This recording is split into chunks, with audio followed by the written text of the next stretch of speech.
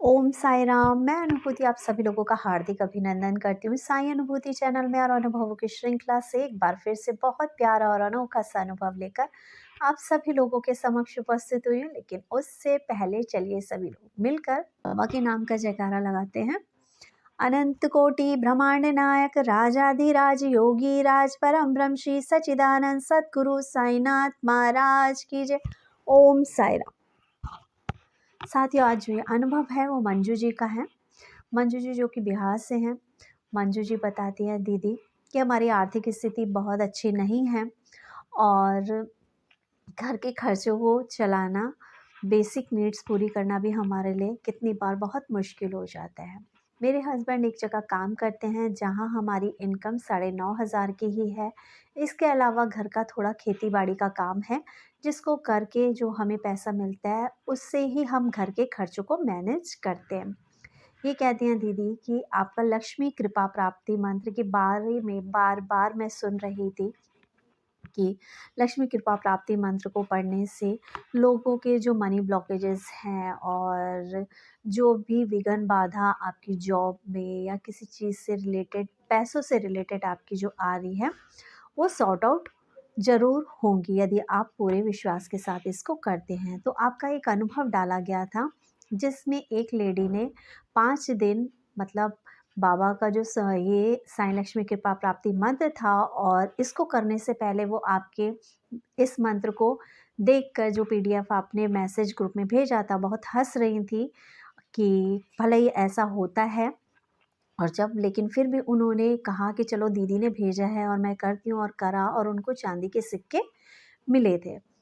तो मेरे मन में भी यही चीज़ आई कि जब दीदी बार बार ऐसा कह रही हैं और इतने अनुभूतियाँ चैनल पर आ रही हैं साईं लक्ष्मी कृपा प्राप्ति मंत्र की, तो मैं भी एक बार करती हूँ। ये कहती हैं दीदी पूरी श्रद्धा और विश्वास के साथ मैंने भी संकल्प लिया कि मैं भी बाबा 5 दिन आपका ये जो साईं लक्ष्मी कृपा प्राप्ति मंत्र करती हूँ, देखती हूँ कि मेरे जीवन में मेरी आर्थिक स्थिति कैसे सुधरती है। ये कहती हैं कि दीदी मैंने जब साईं लक्ष्मी कृपा प्राप्ति मंत्र करना शुरू करा तो पहले दिन तो उसका कोई भी असर मुझे नहीं दिखा कि हमारा कोई भी आर्थिक स्थिति सुधरी हो। लेकिन ये कहती हैं दीदी फिर मैंने दूसरे दिन इस साईं लक्ष्मी कृपा प्राप्ति मंत्र को करा। मेरे हस्बैंड जो हैं वो एक स्टोर में काम करते हैं। तो जब दूसरे दिन किया तो उनको दूसरे दिन इनको 40 रुपये का फ़ायदा हुआ। लेकिन ये 40 रुपये एक बहुत बड़ा अमाउंट नहीं था, लेकिन फिर भी अपने जो इनकम आती है उससे 10 रुपये या 5 रुपये भी एक्स्ट्रा आ जाना एक बहुत बड़ी बात होती है। ये कहती हैं दीदी कि मैंने दूसरे दिन जब बाबा का साईं लक्ष्मी कृपा प्राप्ति मंत्र करा तो उस दिन मेरे हस्बैंड ने मुझे बताया कि आज 1000 रुपये का जो है इनको बेनिफिट हुआ। ये कहती हैं कि दीदी मैंने जब चौथे दिन बाबा का साईं लक्ष्मी कृपा प्राप्ति मंत्र किया तो उस दिन मेरे हस्बैंड को 2000 रुपये का, जिसे कहते हैं कि फ़ायदा हुआ, मतलब उनकी सैलरी से एक्स्ट्रा जो उनको मिलेगा वो 2000 रुपये और मिलेंगे। ये कहते हैं दीदी कहीं ना कहीं बाबा ही ये साईं कृपा लक्ष्मी मंत्र के द्वारा हमारे जीवन में हमारी आर्थिक स्थिति से रिलेटेड ब्लॉकेजेस हैं उन्हें खोल रहे हैं। मेरे हस्बैंड ने भी जब तीसरे चौथे दिन जब ये सब कुछ हुआ तो मुझे बोला कि आजकल तो बाबा लीला रच रहे हैं। तो ये कहते हैं कि मैंने तब यही कहा कि वाक़ई ही ये जो लीला रच रहे हैं, जो चमत्कार हो रहे हैं, वो साईं लक्ष्मी कृपा प्राप्ति मंत्र के द्वारा ही हो रहे हैं और ये लीला हमारे बाबा रच रहे हैं। ये कहते हैं मेरे हस्बैंड भी मान गए कि वाक़ई ही साईं लक्ष्मी कृपा प्राप्ति मंत्र में दम तो है, वाक़ई ही जैसे कि दीदी बोलती हैं मिरेकुलस है। मैं बस यहाँ पर इतना कहना चाहूँगी कि जीवन में यदि आप चमत्कार देखना चाहते हैं, साईं की लीला देखना चाहते हैं तो विश्वास करना सीखिए। जिस दिन आपको विश्वास हो जाएगा कि ये ब्रह्मांड का नायक आपकी मदद करने हेतु आते ही आते हैं।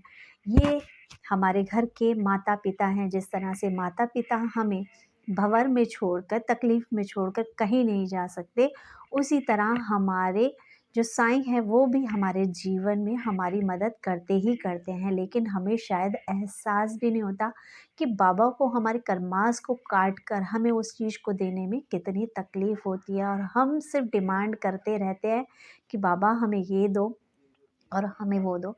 मैं यहाँ इतना ज़रूर कहना चाहूँगी, जो जो भी बाबा को प्यार करते हैं, बाबा को मानते हैं, वो एक बार दिन में कम से कम बाबा से भी बाबा के दिल का हाल ज़रूर पूछा करो। बाबा के पास बैठ के बाबा से पूछा करो कि बाबा, क्या आप थके तो नहीं हैं? बाबा, आपने खाना खाया? बाबा, आप पूरा दिन पूरी रात लोगों की मदद करते रहते हो, आपको तकलीफ़ होती होगी ना बाबा, आप भी थकते होगे ना बाबा, कभी प्यार से बाबा के हाथ दबा दिया करो, कभी प्यार से बाबा के पैर दबा दिया करो, कभी बाबा का माथा सहला दिया करो, माथा दबा दिया करो, बाबा का सर दबा दिया करो। देखो, ब्रह्मांड का नायक हैं भगवान, ना कभी थकते हैं, ना उन्हें भूख लगती है, ना उन्हें प्यास लगती है। वो निरंतर निरंतर हम लोगों के उद्धार के लिए ही कार्य करते हैं। लेकिन ये हमारे मन के भाव हैं।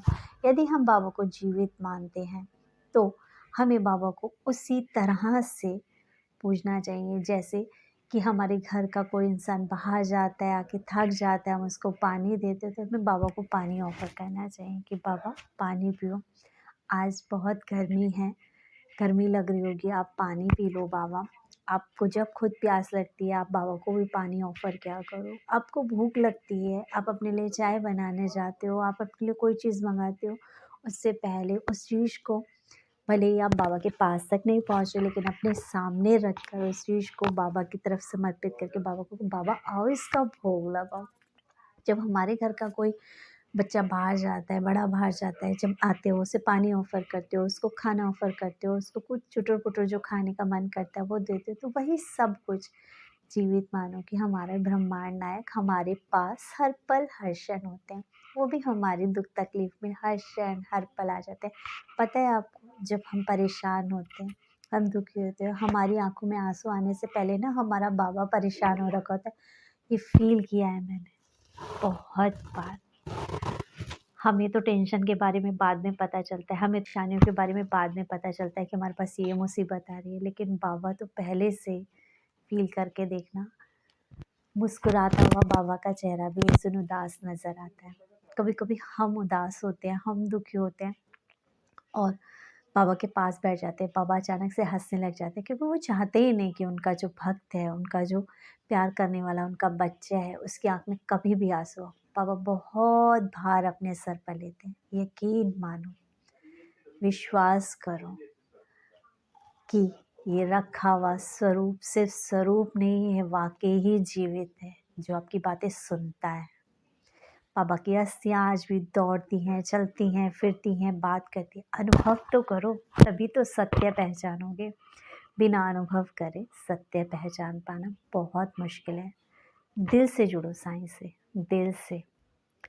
माँगने के लिए मत जुड़ो साईं से। दिल से जुड़ोगे, बाबा से बाबा को माँगोगे, तो आपकी परेशानियाँ वो आपसे पहले आकर दूर कर देगा। इसी के साथ इतना कहना चाहूँगी मंजू जी से। मंजू जी, आपका बहुत बहुत धन्यवाद अपना अनुभव हमारे साथ शेयर करने के लिए।